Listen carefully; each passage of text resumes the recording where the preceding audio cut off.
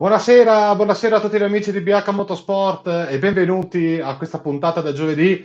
15 giorni di assenza per motivi personali, giovedì scorso non siamo andati in onda, ma oggi torniamo al nostro solito orario, 19:30 su FVG Sport Channel, BH TV, canale YouTube e canale pagina Facebook di FVG Sport Channel.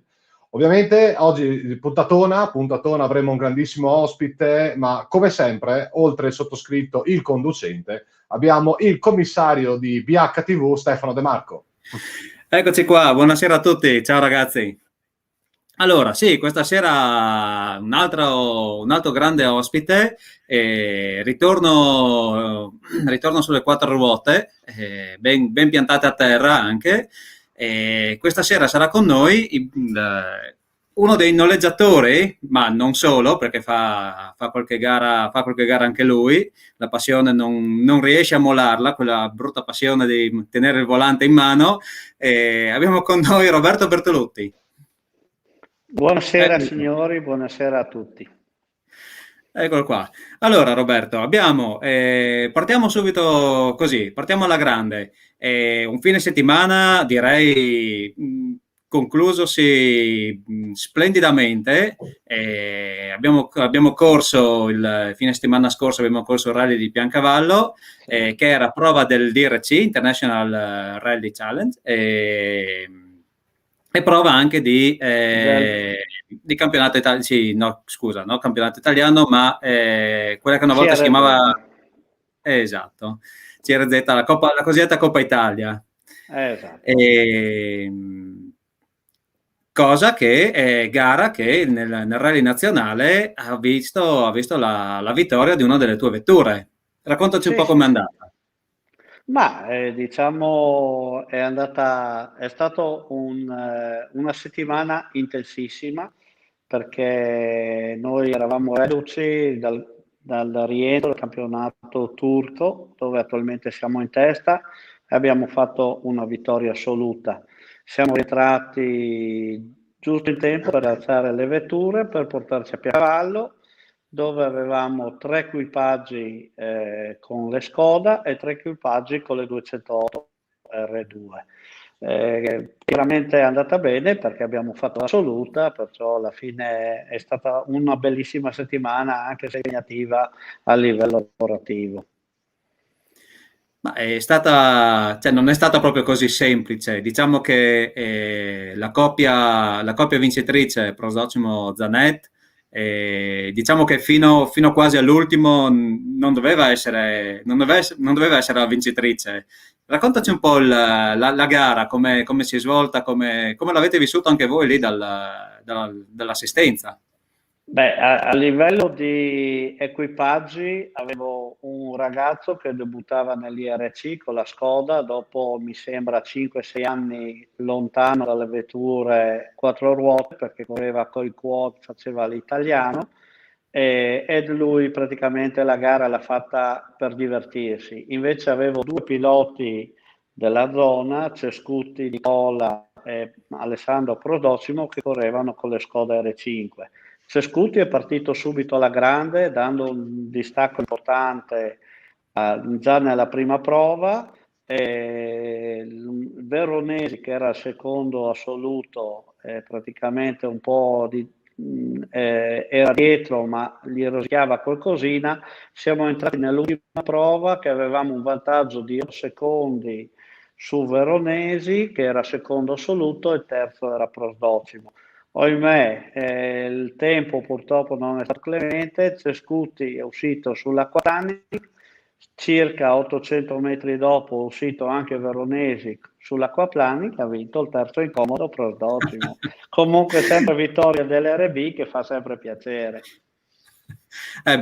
Certo. Allora, diciamo un attimo, facciamo un po' di pubblicità, dai.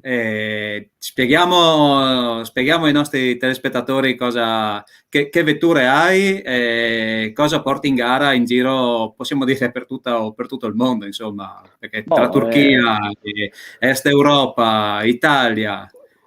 Diciamo che abbiamo dei bei programmi in piedi all'estero dove abbiamo investito parecchio noi come struttura italiana all'estero ed è difficile entrare nel mercato estero, però grazie a Dio e grazie anche allo sforzo di tutti, anche dei miei ragazzi che lavorano con me, siamo riusciti a creare un bel team, le vetture sono performanti, i piloti chiaramente quelli fanno la loro parte e acceleravano, e chiaramente quando si va forte, si vince, tutto va bene, ci si crea quella pubblicità che poi si viene chiamati da tutta Europa. In questo momento abbiamo un impegno importantissimo in Turchia, dove ho raggiunto un accordo di 2 anni più 1 con 5 vetture. Attualmente si sta aumentando perché arriverà la 6ª vettura e avremo un equipaggio totalmente femminile che farà tutto il campionato turco. Poi abbiamo il campionato greco, andremo a Cipro, faremo l'Acropoli, abbiamo fatto il Croazia Mondiale, poi abbiamo anche altre gare in giro per l'Europa dove pian piano, insomma, Covid permettendo, riusciamo a colmare tutto quello che era il nostro impegno sia nel 2020 che nel 2021, perché purtroppo il 2020 per noi è stato disastroso, no? Perché avevamo 3 impegni importanti che secondo me portavamo a casa 3 bei risultati perché avevamo dei cavalli importanti che gridavano, ma siamo stati stoppati. Ecco, adesso sta ripartendo il tutto, adesso è tutto troppo concentrato, dove si arriva, si parte, c'è una logistica dietro incredibile. Ma Roberto, diciamo che con tutte queste, quello che ci stai dicendo, porti alta la bandiera in giro per l'Europa con le tue macchine. La bandiera del Friuli. Certo. Allora, io da friulano sono quello intendevo. Ecco, da friulano sono orgoglioso. Non mi sarei mai immaginato di uscire con la mia aziendina a creare tutto questo. Ci sono tanti sacrifici dietro da parte di me, di mio figlio, di tutta la nessuno ti regala nulla. No, però ci sono anche tante belle soddisfazioni, perché alla fine quando cominciano a chiamarti da tutta Europa che vogliono le tue macchine, dici ok, dai, ho investito, però pian pianino anche un friulano riesce a creare qualcosa di importante. Adesso non vorrei dire che siamo tutti friulani, ma che quando il friulano fa le cose le fa bene, ma pare scontato. Io parlo gli italiani, perché noi italiani abbiamo una marcia che gli altri non hanno, perché noi quando ci mettiamo d'impegno siamo capaci di fare delle belle cose e riusciamo anche a ottenere bei risultati, però poi alla fine il Made in Italy è poco pubblicizzato, ecco. Sì. Posso farti una domanda, che tu, seguendo il discorso che facevi prima, che sei cresciuto anche perché hai avuto dei piloti che sapevano spingere. Sì. Domanda mia, il pilota che sa spingere e sa andare, però se non ha la macchina che gli permette di spingere non va da nessuna parte. Allora, quindi tu dai merito ai piloti, però il pilota ha spinto perché aveva la macchina che era il top. Certo, diciamo che in tutte le cose bisogna che la quadra sia completa, perché non si può avere una super macchina ma un brocco al volante, oppure un gran pilota ma con una macchina vecchia. Ecco, tipo Bottas in Williams, in Mercedes e Russell in Williams, per due nomi a caso, più o meno così, più o meno. Poi ogni tanto Bottas riesce anche a fare bene, perciò alla fine non si sa se è merito suo o della vettura. È il candidato giusto per non parlare di Formula 1, no? Daniele? Esatto. Perché no, mi è venuta, chiedo scusa, ma quando mi ha detto è inutile avere la macchina migliore e un pilota brocco, mi è subito venuto in mente, insomma, questo. Noi difatti siamo, noi italiani abbiamo comunque una macchina a livello di Formula 1 che è la Ferrari, che penso tutti ce l'abbiamo nel cuore, e penso tutti siamo incazzati neri perché in questo momento le stiamo prendendo. Beh, effettivamente è un po' di anni che le prendiamo, a dire il vero. Esatto. Un po' per colpa della macchina, un po' per... Io ci metto anche i piloti, perché anche loro hanno messo del loro, Beh, sì. come un in po' per la tutte le dirigenza, chi, chi La dirige anche. gestione non è facile, dai. È vero, quello sì, quello assolutamente. E tu hai qualche macchinetta anche storica. Allora abbiamo detto un po' di Skoda in quelle che sono le classi che ormai i nostri telespettatori non dico che le conoscano, però insomma iniziano a masticare un pochino di rally e le Skoda corrono in classe R5. R5, esatto. Ecco. Che in questo momento è una gran categoria, perché poi dall'R5 c'è il Working Class, che sono vetture per professionisti, che noi, un team privato, è impossibile avere l'ultima macchina, ti danno sempre una Plus, però una Plus da vecchietta, ecco. Beh, ma tu hai una VRC anche. Io ho una bella VRC, quest'anno abbiamo fatto anche pronti via a Adria l'assoluta con Dennis Bene. Pabuin, che attualmente corre in pista, con fior di piloti, che comunque abbiamo fatto la nostra bella figura, perché siamo partiti che nessuno ci considerava, pronti via, alla fine siamo arrivati a casa con un bel obiettivo, un bel bottino, insomma. Insomma, le soddisfazioni non mancano. Prossima gara in programma? Prossimi piloti, prossimi nomi? Allora, adesso questo weekend diciamo una vettura al Targa Florio con pilota turco, poi la prossima settimana dovrei avere 5 vetture bellunese, e poi lunedì, martedì tutti in partenza per la Turchia, perché è la terza gara del campionato turco, e dopo dovremo andare a Cipro perché è una gara test per poi partire il campionato cipriota. Bene, bene.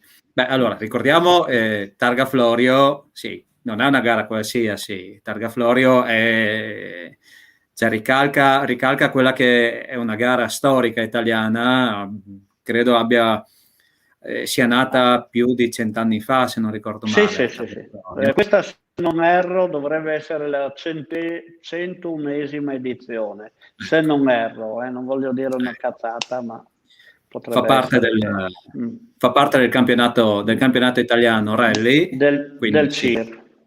Esatto, e anche in questa gara ci saranno fior di nomi, insomma, alla partenza, cioè nomi del mondiale vengono a correre alla Targa Florio. Esatto, diciamo che noi in Italia abbiamo delle strade d'asfalto che si prediligono per migliorare e raffinare la guida dei piloti che fanno il mondiale, che sono abituati tantissimo a correre sulla terra ma non sull'asfalto. Noi abbiamo un asfalto che comunque in diverse regioni cambia cambia la tipologia, e i piloti che comunque vogliono migliorare vengono tantissimi a fare dei test oppure fare addirittura le gare. Io fra poco avrò il figlio di Marcus Grolom che viene giù a fare le gare con noi, che ormai con suo papà è un'amicizia consolidata dal tempo Ci del dicono quando avevo 105esima. 105esima Targa Florio. Ah, ok, allora vedi che ringraziamo Giuseppe Bertolutti che ci viene in soccorso. Ecco, ne ho perse 4 per strada allora. Ma io adesso ho un vuoto di memoria, Roberto. Tu avevi portato anche una 206 VRC a San Marino, mi ricordo giusto? Un po' di anni fa. Sì. Beh, ex ufficiale? Ne avevo 2 ali. Tutte e 2 che hanno corso con noi, ha corso Marcus Grolom, François Delecour. Diciamo che alla fine con François abbiamo fatto 2 o 3 gare, con Grolom io abitualmente a gennaio sono abituato o andare lui o andare a casa sua o lui venire giù a casa mia. Ormai c'è Ok. un'amicizia consolidata, difatti con noi ha corso il figlio al mondiale di Monza, adesso farà delle gare spot il figlio in Italia sempre con noi, però non posso dire quali perché ancora è troppo presto per divulgare, ecco. No, non te lo chiediamo, magari quando potrai dirlo scrivi a me o Avvisaci. esatto, ci dici qualcosa Ok. e noi ti facciamo un po' di pubblicità, magari in quel periodo qualcuno può venire a vedere le gare. No, io Magari. vorrei dirlo, ma purtroppo ci sono degli Non si può, accordi non che si può, come in non si tutte le può, Assolutamente, non si cose, può. esatto. Anzi, a proposito di accordi, che non è assolutamente, non c'è nessun accordo, ci sono rapporti di amicizia, visto che vai alla Targa Sì. Florio, mi raccomando, vai nello stand, nel motorhome del nostro amico beh sì, Fabio Gabrici, che A sarà lì a far mangiare a da bere. mangiare a tutti i piloti, a dar Sì, da sì, bere. sì. Quindi vai lì, Beh, salutalo, digli che ti mandiamo noi, così ok, bevete una roba alla nostra salute. perfetto, va bene. No? ottimo. Dimmi, vai. No, volevo solo chiedere una cosa. Tu prima parlavi appunto che come tutti purtroppo in tutti gli ambiti il 2020 è stato un anno abbastanza difficile Mm. dovuto alla pandemia, alla sospensione, all'annullamento di quasi tutte le gare e tutto. Ti faccio una domanda che faccio un po' a tutti. Il 2020 per te, per la tua azienda, è stato solo un anno difficile o ti è servito anche per migliorare magari qualche aspetto che non avevi valutato bene o che magari non avevi tempo per sistemare? Hai usato quest'anno per rilanciarti nel 2021 più forte di prima oppure non ci riuscito a fare niente in questo 2020? Allora, io per carattere sono uno che nella vita ha sempre rischiato.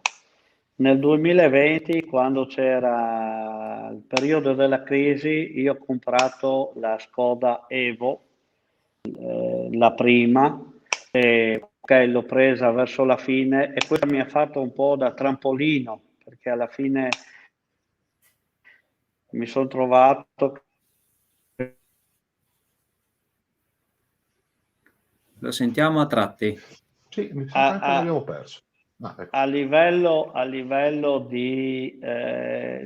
lavorativamente parlando, è stato un anno che avevamo in piedi tantissime cose, tantissimi campionati, e qualcosa abbiamo fatto, però tante cose abbiamo dovuto lasciare incompiute, dove eravamo anche in testa al campionato perché poi non abbiamo proseguito ed è morto lì. Chiaro che dispiace perché quando uno si pone degli obiettivi, vincere un campionato, la priorità è quella, non portarlo a termine per cause non dipese da noi, ma purtroppo dal discorso pandemia, questo diciamo ci ha un po' Causa di forza penalizzato. maggiore, dai. Esatto. Ma lascia l'amaro in bocca, insomma. Sì, Cioè, sì, sì, sì, poi alla fine uno non si può abbattere perché alla fine come la crisi l'abbiamo sentita noi, l'hanno sentita tutte le aziende. Il nostro è un settore di nicchia dove comunque il motorsport ci sono altre priorità. Chi corre in macchina, io dico sempre, il dottore non ti obbliga a correre in macchina, ci sono altre priorità nella vita più importanti. Però ho visto quest'anno come hanno aperto le porte al motorsport, avessi avuto 10 Skoda, tutte e 10 avrebbero lavorato. Perciò c'è tanta voglia di ripartire. Ecco. beh, Per fortuna, aggiungo.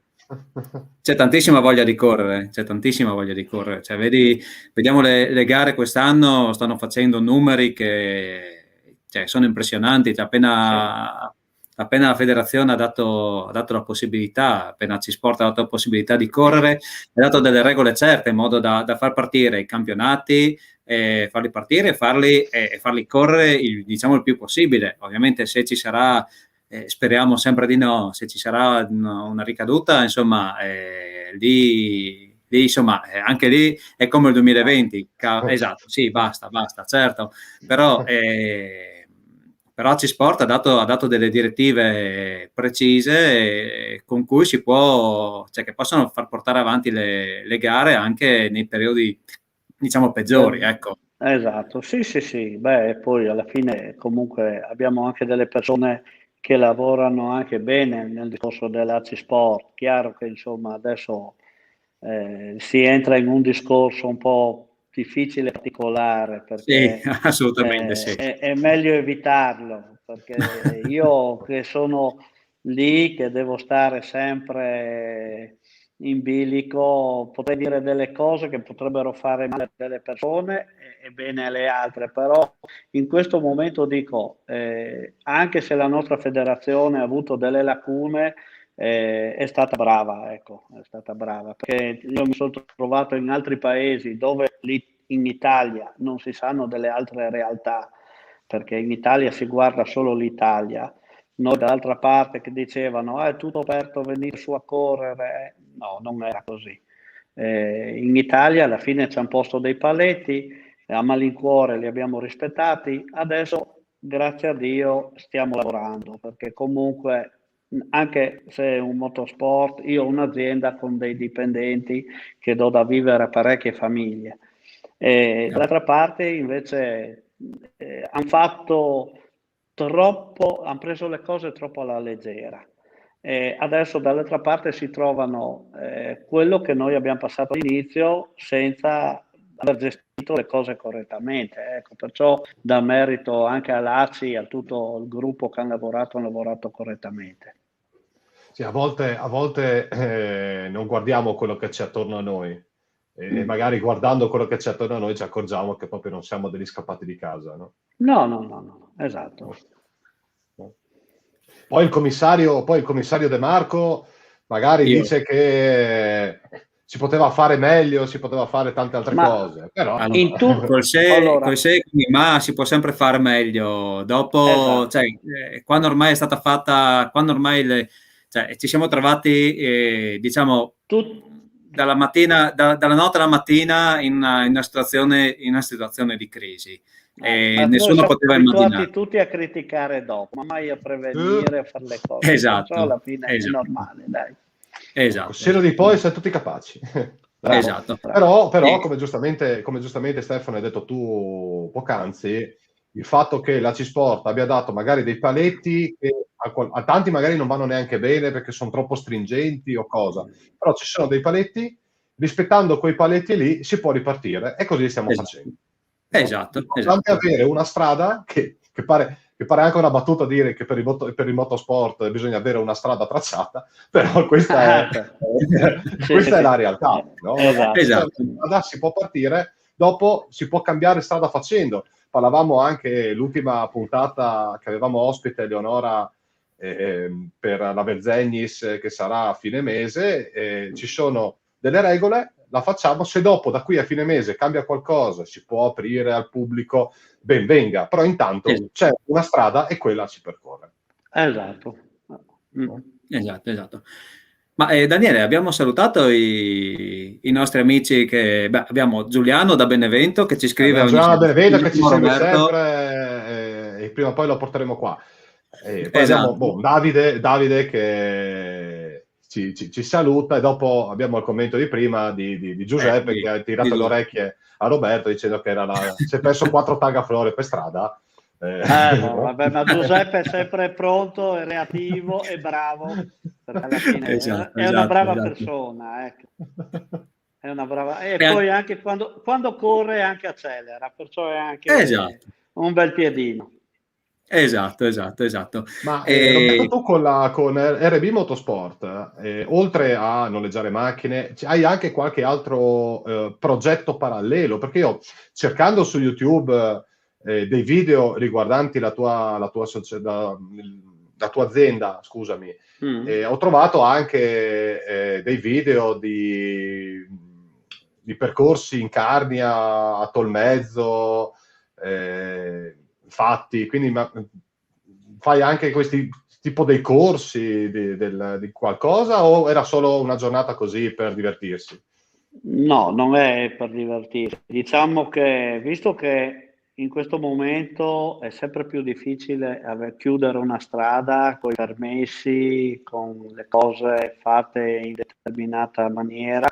Cerchiamo di sfruttare il circuito di Tolmezzo per fare dei test con dei piloti e modificare anche il percorso, perché 99% il percorso è già propedeutico ed è un tracciato che comunque non è facile, e anche a livello di velocità si prendono già delle belle velocità in questo circuito qua. Poi ci abbiamo lavorato con il figlio di Marcus Grollo, ma abbiamo creato delle chicane, delle varianti, stiamo lavorando con Rally Chuck anche per creare, pubblicizzare questi eventi, ed è una cosa che è giusto quello che dici, che a me, che io ho preso a cuore e sto cercando di sviluppare per creare poi dei percorsi alternativi all'estero, perché devo dirlo che purtroppo in Slovenia mi stanno appoggiando più che non in Italia, dove mi daranno, se tutto va bene, sia una strada su asfalto che su terra, per fare dei test, per migliorare la guida, per fare tante cose, però è un progetto non immediato. Pian pianino stiamo lavorando per creare questa sinergia con l'ACI sloveno, per poi portare a crescere anche i nostri piloti italiani. Difatti nel circuito qua a Tolmezzo, se avete visto nei filmati che avete mandato voi adesso in onda, c'è Aljosha Novak, che lui, diciamo, una volta, 2 volte al mese viene lì con dei piloti sloveni, di cui posso dirlo, lunedì pomeriggio abbiamo una giornata di test intensa con un pilota sempre sloveno, con Novak, per affinare la guida e per migliorare la guida. Beh, diciamo che poi ecco, l'altra domanda che volevo farti. Ma un pilota di rally comunque ha bisogno di allenamento, sì. Ha bisogno sicuramente di allenamento, perché comunque bisogna tenersi allenati in tutti gli sport, che sia fisico, mentale o di riflessi come rally. Ma se non in gara, dove si allena un pilota di rally? Beh, diciamo che il rally è uno sport completo, poi soprattutto ci vuole preparazione fisica, certo, perché non puoi proprio il palo andare... la guida proprio, cioè non è che può andare in giro per la montagna a fare una speciale, perché è un po' vietato e si becca la multa. Più si sta Circuiti in macchina, come Tolmezzo ce n'è uno. Allora, quello che possiamo lo stiamo facendo, lo facciamo in Slovenia, dove riusciamo a avere anche dei percorsi che l'ACI in questo momento, loro ACI, la S2005, hanno molto a cuore questa cosa qua, perché io dico sempre, la Slovenia è sempre un paesino piccolo, però è una nazione che ha un bacino importante di piloti che vanno forte, ma forte forte. E in questo momento loro l'hanno capito e stanno promuovendo tanto anche i loro piloti. Quello che in Italia manca, perché io dico in Italia forse che qualcuno dice giusto, qualcuno dice sbagliato, piloti bravi ce n'è molti, però tirare fuori uno da un cilindro è sempre più difficile, e un pilota deve stare sempre in macchina per andare forte, perché più fai chilometri, più affini la tua guida.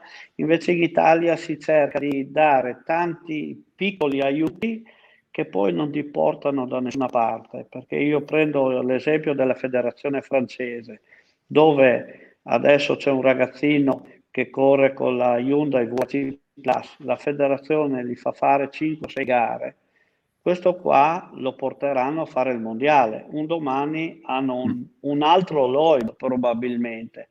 Noi in Italia non siamo ancora in grado e abbiamo tanta gente che va forte, però non siamo ancora in grado di dire facciamo un'analisi, fra questi 10-20 forti, c'è uno che va un pelino più forte degli altri, agli altri li teniamo indietro, ma dobbiamo spingere quello che va più forte. Poi, quando questo cammina da solo, riprendiamo anche gli altri.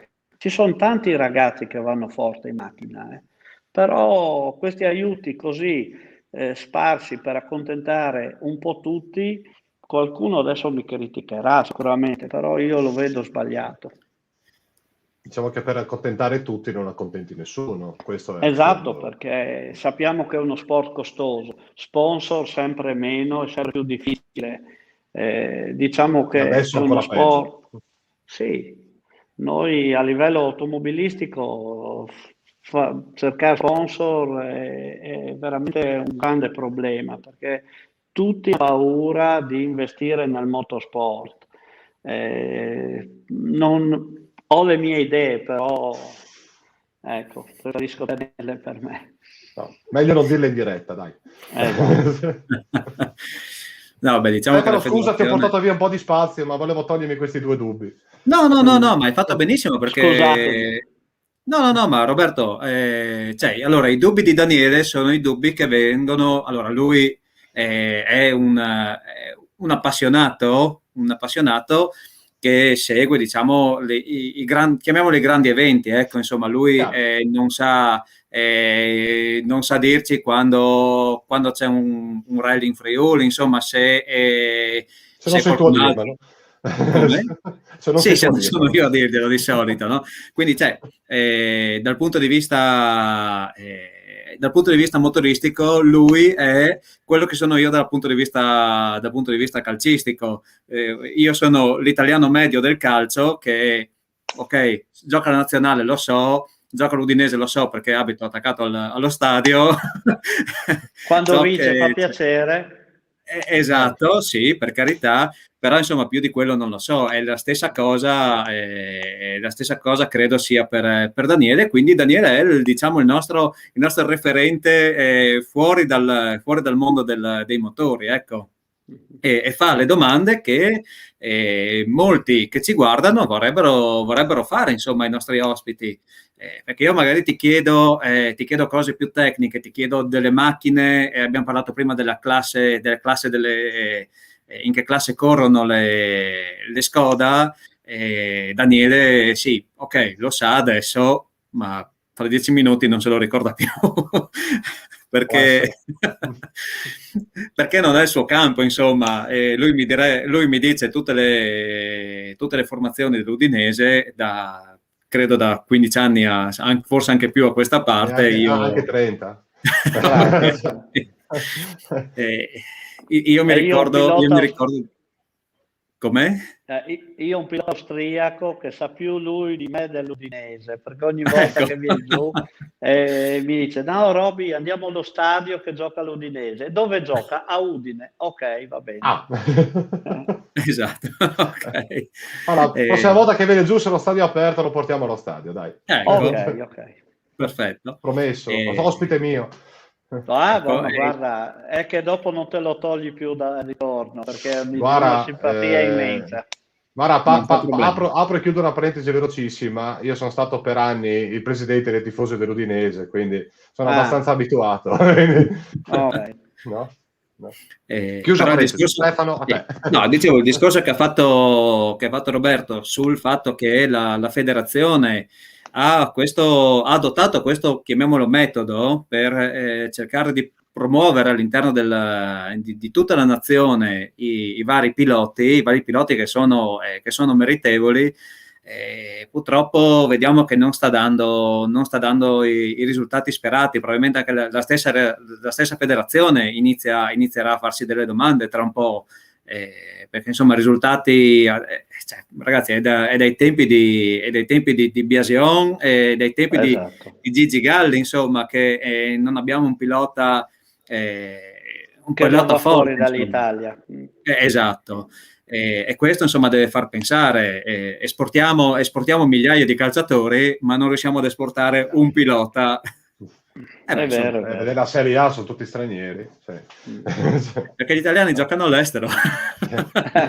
Comunque, su questo discorso qua, io oggi ero in macchina, perché sono praticamente sempre in macchina, non a pilotare, ma a guidare per lavorare, e ascolto, ho la mia radio di riferimento, che è Radio Sportiva, e stavano parlando appunto, in questo caso, della Formula 1 e della Formula 2 e della Formula 3, e facevano lo stesso identico ragionamento, ossia che in Formula 1 c'è solo Giovinazzi, unico rappresentante italiano, Esatto. e c'era un ex pilota di Formula 1 che adesso, giuro, non mi ricordo il nome, che è all'ACI, è referente all'ACI Sport, che diceva che mancando le categorie inferiori, Formula 2 e Formula 3, l'investimento da parte dell'ACI su dei piloti italiani giovani in queste categorie, ovviamente manca il salto in Formula 1, e se in Formula 1 abbiamo un pilota italiano in Alfa Romeo, che è Giovinazzi,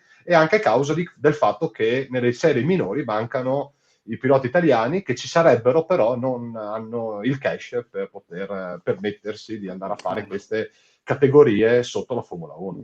Quindi loro parlavano di Formula 1, qua stiamo parlando di rally, ma mi pare che il succo del discorso è sempre quello. Il discorso non fila sempre, purtroppo c'è sempre una logica che comunque le due cose combattono. Senza soldi, senza un aiuto importante, non riusciamo mai a fare il salto di qualità. Diciamo che comunque, allora, spezzo una lancia a favore della federazione, che certo. Diciamo che la federazione ha messo in campo, all'interno del campionato italiano, ha messo in campo l'ACI Team, che è, diciamo, un team di piloti portati in gara dalla federazione. La federazione in pista promuove fino a qualche anno fa, adesso no, ma dovrebbe essere ancora attivo il trofeo Abarth, con delle vetture a ruote scoperte, con, diciamo, delle mini formula, ecco, che dovrebbero essere delle categorie propedeutiche all'arrivo alle categorie superiori. Purtroppo noi in Italia non abbiamo gli sponsor. Signori, il signor Loeb, che è citato prima da Roberto, è stato portato fino al campionato mondiale dalla Citroën, che l'ha preso dalle categorie minori, gli ha dato sempre una vettura al top ogni anno, passando dalle categorie più basse, partendo da una 1600, per poi arrivare fino alla VRC, insomma, sempre con Citroën. Purtroppo questo manca in Italia, anche una casa automobilistica che si impegni realmente nelle categorie maggiori. Abbiamo la Ferrari sta mettendo in piedi un gruppo di giovani, ora tra l'altro anche un gruppo di donne che porteranno fino alla Formula 1, hanno detto. Speriamo che questa cosa vada avanti. Assolutamente. Me lo auguro. È che purtroppo da noi la Leclerc Fiat non è prodotto della Ferrari Drive Academy. Cosa? Lo stesso Leclerc non è prodotto della Ferrari Drive Academy. Assolutamente sì. Sì. Esatto. Auguriamoci. Domanda a tutti e due. Io ovviamente sono cresciuto guardando la Lancia Delta vincere 12 mondiali di fila nel rally. Adesso case automobilistiche italiane nel rally ci sono, non ci sono? Perché Lancia non esiste più. Questo è. Alfa non mi pare che sia. La 500, c'è la Fiat con qualche macchina, ma team ufficiali non ci sono, o sì? Chiedo. No. A livello di Fiat non c'è niente. C'era il trofeo 500 Abarth fino a qualche anno fa, però la vettura non era... Anche a 124 Abarth, ma era solo un discorso promozionale per riuscire a vendere le vetture. ma non, Esatto. non era una macchina come era ai tempi la 112, la 1 Turbo, che era una macchina che ti faceva crescere, e c'erano dei montepremi importanti dove c'era la Lancia quella volta che poi ti portava come ha fatto, e come ha fatto la Citroën. Purtroppo in Italia non abbiamo una casa automobilistica che pensa e ci crede in questo sport, ecco. È un peccato però questo, Roberto, no? Se pensiamo agli anni 90, 80-90, dove c'era l'Alfa Romeo in DTM con la 155 e la 156 che vinceva ovunque, nei rally c'era la Lancia, Formula 1, vabbè, c'è la Ferrari e c'è tuttora. Un peccato, insomma, che manchi l'Italia in questi grandi campionati. Purtroppo in Italia, come in tante cose, quando si hanno delle belle realtà, si guarda sempre altrove e non si cerca mai di conservare le cose. Una cosa che a me rompe le scatole, noi a Udine, a Feletto, una volta facevano le Alfa GTA. C'era Le auto Delta. un'azienda dove avevamo fiori di macchine che venivano costruite a Udine. E perché non si è mantenuto magari un piccolo museo per dire quelle vetture lì che hanno fatto la storia venivano costruite in Friuli, però ormai la gente queste cose qua le sanno quelli come me che hanno già una certa età, Ma che hanno lanciamo un messaggio, Autodelta. Lanciamo un messaggio, visto agli amici che stanno guardando, magari qualche politico a livello regionale ci sta ascoltando. Cerchiamole queste macchine, troviamole, apriamo un museo della friulanità e dire che queste macchine che vincevano in tutto il mondo venivano costruite a Feletto, cioè, e da mani, da tecnici friulani, che le portavano queste macchine a vincere i campionati. Pensa che l'Alfa Romeo ai tempi aveva demandato all'Autodelta Esatto. la gestione sportiva delle sue vetture, cioè le vetture venivano costruite, cioè venivano portate da Milano a Feletto, elaborate, Esatto. ricostruite praticamente completamente come vetture da competizione e portate in giro per il mondo con il nome Autodelta Esatto. che è nata a Feletto. So che il comune di Feletto aveva fatto aveva cercato di riprendere un pochettino, aveva fatto una mostra con una raccolta di foto sull'Autodelta, però è morta lì. Cioè, sarebbe bello che il comune di Feletto dedicasse uno spazio, magari lo so che chiedono una cosa quasi impossibile, però insomma destinando dei fondi all'acquisto almeno di qualche vettura, insomma. Qualche macchina ce l'abbiamo a Udine, di quelle lì. Sì, qualcuno ce l'ha, sono pezzi rari che comunque e se la tiene ben stretta. Esatto. E ci credo. Che ogni anno aumentano di valore. Esatto. Lo storico è impressionante. Diciamo che il miglior investimento in questo momento è un'auto storica. Non c'è nessuna cosa che rende tanto, poi alla fine non la vedi perché ti affezioni. Guarda le Lancia Delta dove sono andati i prezzi, una volta con quelle macchine lì andavamo a fare autocross, andavamo a correre per i campi, e adesso sono macchine che si parla di centinaia di mila euro, che alla fine una Delta adesso trovarla originale a 120.000 sì, è tanta roba. No? E sono tante in Sicilia. Non so perché, ma tutte le macchine più belle vanno giù in Sicilia. Non chiedetemi perché non riesco a capire. Si vede che le sanno valorizzare meglio, quello che ti dico. No? Diciamo così. Esatto. No? Sarà, non lo so. Quindi Stefano, adesso io sai benissimo che andrei avanti per 2 ore, perché è troppo bello sentire Roberto parlare di passato, di presente e di futuro, però siamo prossimi alla fine della nostra puntata. Quindi vorrei, facendo intervenire anche Roberto, che lo vedo interessato anche dell'attualità, due cose al volo. Parlando di eccellenze italiane, doppietta Ducati, che era un po' che non succedeva, e quindi parlando di eccellenze italiane, almeno in MotoGP li abbiamo. Esatto. E poi la Formula 1 con lasciamo stare il quinto posto di Leclerc, che comunque è sempre il primo degli altri, perché ormai la gara è quella della Ferrari quest'anno, e di un Hamilton tuttora sempre vincitore, un Bottas che si vocifera, non so se hai sentito, che non finirà la stagione in Mercedes, perché Toto Wolff vuole portare Russell in Mercedes a posto di Bottas già da metà campionato. Come aveva fatto la Red Bull con Albion e Gasly. Quindi a te il MotoGP e Formula 1, parte da dove vuoi. MotoGP è stata un garone.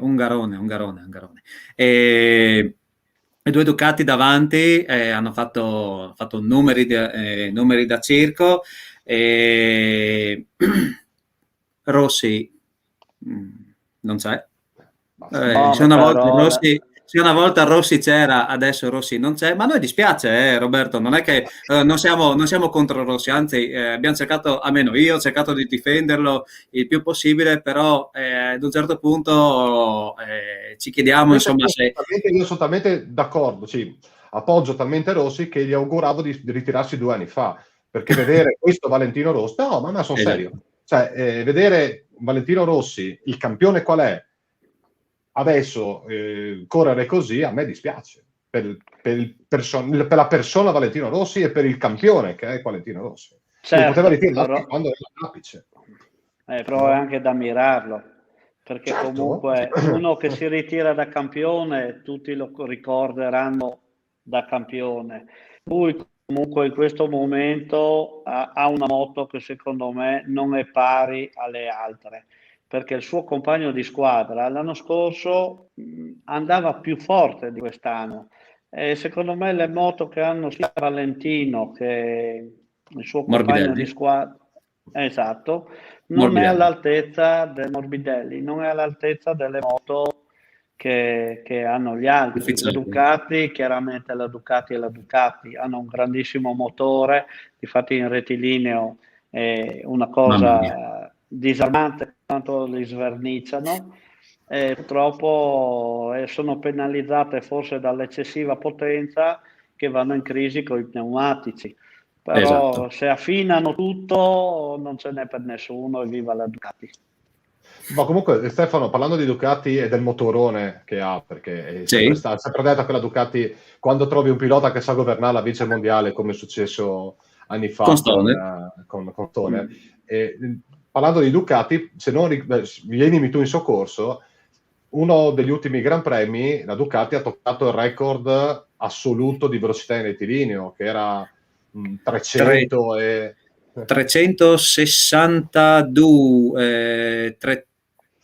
porca la miseria, era un numero importante. In moto, Roberto, in moto. Sì.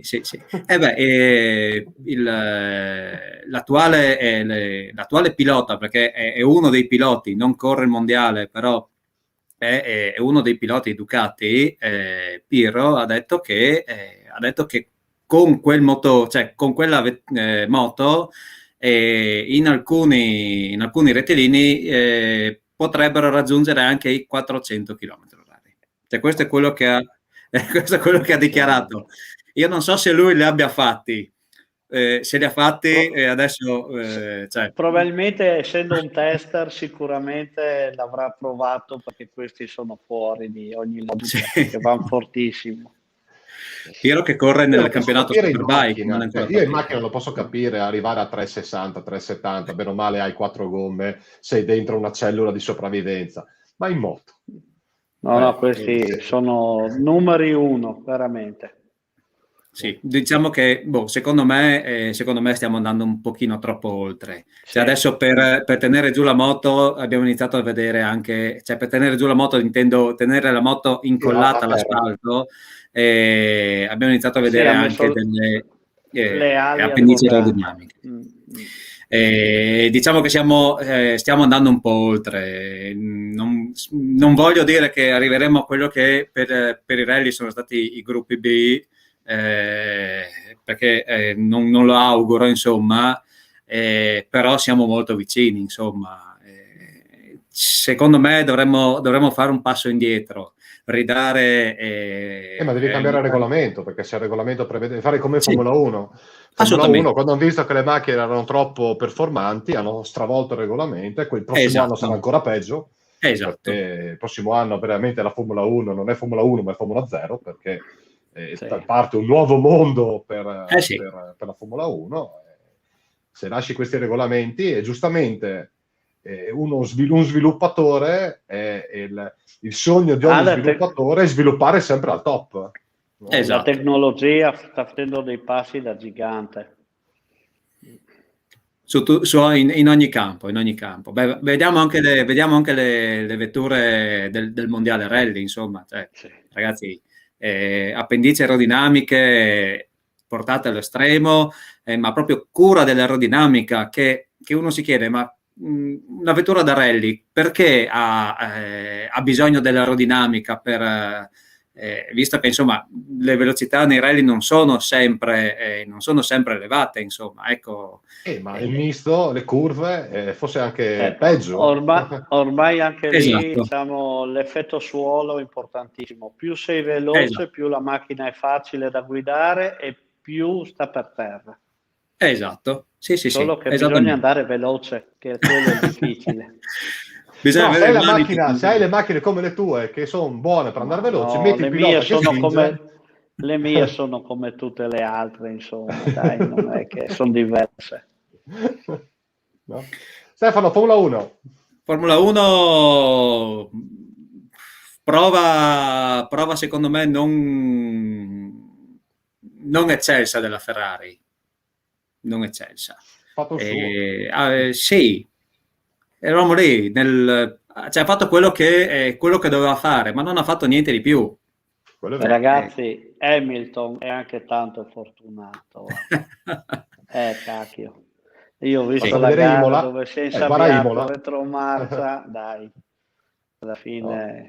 Infatti l'ultima che commentavamo Imola, anche tu hai detto che Hamilton è fortunato, io dico che Leclerc nel suo piccolo è uno sfigato perché era secondo, tranquillo, aveva 40 secondi di vantaggio su Norris, poteva finire la gara con la sigaretta in bocca, arrivare secondo, tac, bloccata la gara, bandiera rossa, si riparte tutti attaccati e ciao. Esatto. No? Sì, assolutamente. Portogallo. Stefano, tu da motaro per passione, rallista, navigatore, quindi un po' di velocità e di circuiti ne hai visti. Io ho sentito parlare tutti, indiscriminatamente, della bellezza del circuito in Portogallo. Tutti, hanno detto, c'è il circuito splendido da guidare, mi divertite, ma cosa aveva di così incredibile per far gridare tutti i piloti alla bellezza di questo circuito? Posso fare un paragone che magari adesso mi beccherò una valangata di critiche, io lo avvicino a Imola. Ragazzi, salite, discese, curve tecniche, perché è quello, alla fine era un circuito molto tecnico, velocità, misto, salite, discese, quindi frenate che cambiano, perché magari dopo Roberto, che è più tecnico di me in queste cose, ci dirà che frenare in salita, frenare in discesa e farlo 1000 volte, farlo decine e decine di volte nello stesso giro, bisogna avere una sensibilità, bisogna avere una bravura oltre i limiti, quindi questo secondo me ha portato i piloti a dare dei voti altissimi sia in moto che in macchina a questo splendido circuito. A me è piaciuto tanto, da vedere a me è piaciuto tanto. Roberto, tu che cosa da tecnico? No, io concordo, perché comunque Imola è un circuito difficilissimo. Io alla fine ho fatto un paio di giri a Imola e per andare forte non è facile. L'altro circuito l'ho visto e sinceramente concordo appieno che comunque è tecnico, la tecnicità che forse manca negli altri circuiti che sono troppo monotoni, ecco, forse quello. Quelli lì sono due circuiti secondo me completi e qualcuno fa anche la differenza perché tutti ormai siamo abituati a vederle girare che sembra una PlayStation, lì invece di tirar fuori gli attributi. Gli attributi, esatto. Infatti Mazepin ha preso 1 minuto e mezzo da Schumacher, ma bene, no? Roberto, tu ultima domanda, personalmente, Stefano. dimmi. Aspetta, Barcellona. Prossimo Gran Premio. Mi cogli impreparato adesso. No, perché? No? A casa del tuo idolo Fernando Alonso. Ecco, lo sapevo. Barcellona è un circuito. Deve vincere la Ferrari, assolutamente. Magari. Sì, assolutamente. No, è un circuito storico per la Formula 1 e vediamo, insomma. Vediamo, io credo la Formula 1 è sempre la Ferrari è sempre andata bene a Barcellona negli anni passati, cioè quando ci correva anche obiettivamente, va bene, siamo tifosi, ma siamo anche obiettivi. Esatto. La Ferrari può sperare, cioè, se fa tutto bene arriva quinta quest'anno, se non sbagliano gli altri davanti. Sì, io spero. Se la gioca con la McLaren, che abbiamo visto che i valori sono Ferrari e McLaren quest'anno. Io spero Bull che e Mercedes sono oltre. Io ti dico, io spero sempre che Leclerc ci metta il suo. Finalmente. Leclerc ha quel qualcosa che secondo me lui il coniglio dal cilindro ogni tanto lo tira. Ma se la macchina non glielo permette, Roberto, tu che di macchine te ne intendi? È chiaro che insomma come è vero che magari un mezzo secondo il pilota nel piede ce l'ha di differenza. Sì, però se hai un gap di 1 secondo e mezzo, becchi un secondo al giro lo stesso. Sì, indubbiamente, però dai, pensiamo positivo che magari in questo periodo qua sono riusciti a trovare anche loro il bandolo della matassa per migliorare quel secondino che ci manca, dai, che almeno così sto Hamilton ogni tanto lo facciamo nero sul serio. Esatto. Stefano, 2 minuti abbiamo. 2 minuti? Allora, io chiedo a Roberto il suo programma personale, perché Roberto, oltre che essere un ottimo, possiamo dire, team manager, è anche un pilota, è anche un appassionato e qualche gara se la fa con le sue vetture. Che cosa farai quest'anno? Dove ti vediamo in gara? L'obiettivo quest'anno ero partito che dovevo fare tutto il Coppa Italia con la Skoda, l'ultima che ho preso.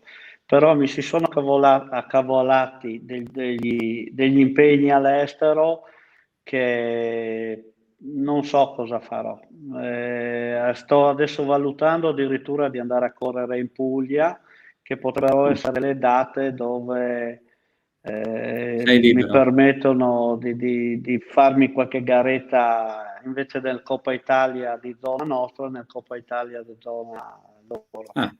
Però non lo so perché io ero convintissimo quest'anno di riuscire a fare tutto, ma col discorso Covid hanno spostato delle gare che diciamo io sono l'ultimo che deve correre, io corro per divertirmi adesso, non corro più, chiaro che voglio vincere, voglio fare bella figura, voglio portare a casa il risultato anche da vecchietto. Tante volte mi va bene, tante volte mi va male, mi incazzo anche con me perché dico cacchio, qua gli anni vanno su, si vorrebbe sempre tenere giù il piede ma viene da solo, però insomma quello che sto facendo adesso è già tanto importante. Correre io ho qualcosa in piedi, però in questo momento devo lasciarlo nel cassetto perché è più importante dedicare. Io voglio portare a casa 2 campionati quest'anno. Mi manca riuscire a fare quello che l'anno scorso ho lasciato a metà. Ecco. Brutta bestia la passione, Roberto. Sì. È peggio della droga. È peggio della droga. Gli anni vanno su, però non si cambia qua dentro. Non si molla, non si molla. No. Quando È una quello cosa il piace, piace. Sì. No? Poi Bene, io ho bene. dedicato la vita, alla fine, da una passione per divertimento, grazie a Dio ho fatto un lavoro. È la cosa migliore, è la cosa Sono migliore. contento perché alla fine vedo che sto pian piano raggiungendo anche degli obiettivi che non ci avrei mai sperato, perché sinceramente dico, quello che adesso sto facendo è merito non di Roberto, ma di un lavoro di squadra, di tutti, perché ho un team che lavora con me, che lavora con passione, e nel nostro lavoro se non hai passione non raggiungi questi obiettivi. Penso in tutti i lavori. No? Quindi Stefano, apro un attimo una parentesi, dopo ti lascio a te la chiusura. Sì? Adesso andiamo in chiusura. Questa puntata sarà sempre disponibile on demand sulla pagina Facebook di FVG Sport Channel, sul canale YouTube di FVG Sport Channel Dea Communication. Domani ore 22 in diretta. Ciao. Domani ore 22 in differita sul canale 113 Digitale Terrestre BHTV. Roberto, io ti ringrazio e lascio a Stefano, al commissario BH, i saluti finali. Grazie Allora, a voi, scusate se mi sono dilungato.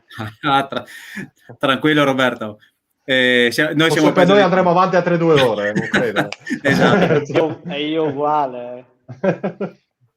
Allora, seguite Roberto e la RB Motorsport in giro per l'Italia, in giro per il mondo, tramite la loro pagina Facebook, tramite il loro sito internet.